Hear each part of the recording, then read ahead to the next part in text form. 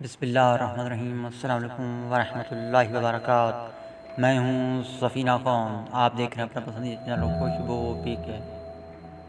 آپ سن پائیں گے حویلی کا اسرار کے دیکھ کے، تو چلے بلا تاخیر آج کے دیکھ کے شروع کرتے ہیں، جس کا نام ہے مردہ۔ چلو یوں ہی صحیح، دوسرے نے جلدی سے کہا۔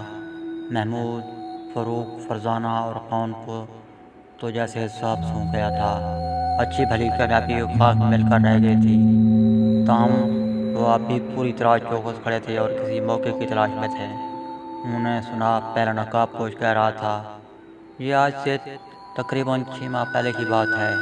ایک شخص شیخ محمد منیر کے پاس آیا، اس کا نام لالا تھا۔ لالا نے شیخ محمد منیر کو بتایا کہ اس زمانے میں یہ حویلی اس کے باپ دادا کی تھی۔ عالمگیر جنگ کے موقع پر انہیں حویلی چھوڑ کر بھاگنا پڑا اور اس کے بعد یہ ان کے قبضے میں آ گئی۔ لالا ابھی یہاں تک یہ کہہ پایا تھا کہ شیخ محمد منیر بول اٹھے، تو کیا تم اپنی حویلی مجھ سے واپس لینے آئے ہو؟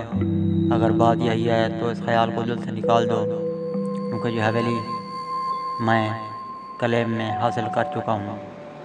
ایسی کوئی بات نہیں، میں تو ایک اور پیشکش لے کر آیا ہوں۔ لالا نے جلدی سے کہا، کیسی پیشکش؟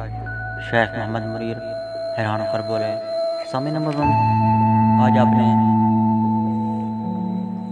حویلی کی 40ویں قسط سماعت فرمائی۔ مجھے اس قسط اور ہر قسط متعلق ضرور آگاہ کریں کہ آپ کو یہ قسطیں کیسی لگ رہی ہیں۔